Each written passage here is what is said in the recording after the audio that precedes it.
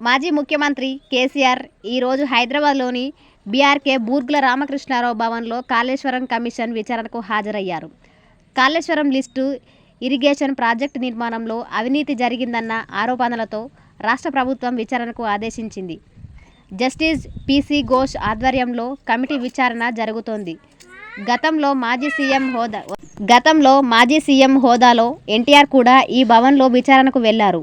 ఉమ్మడి ఆంధ్రప్రదేశ్ ప్రభుత్వం హయాంలో ఓ హత్యాయత్నం విచారణ కోసం నందమూరి తారక రామారావు కూడా బీఆర్కే భవన్కు వచ్చారు.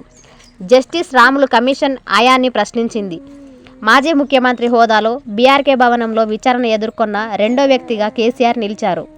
గతంలో మాజీ సీఎం హోదాలో ఎన్టీఆర్ కూడా ఈ భవన్లో విచారణకు వెళ్లారు. ఉమ్మడి ఆంధ్రప్రదేశ్ ప్రభుత్వం హయాంలో ఓ హత్యాయత్నం విచారణ కోసం నందమూరి తారకరావు కూడా బీఆర్కే భవన్ను వచ్చారు. జస్టిస్ రాములు కమిషన్ ఆయాన్ని ప్రశ్నించింది.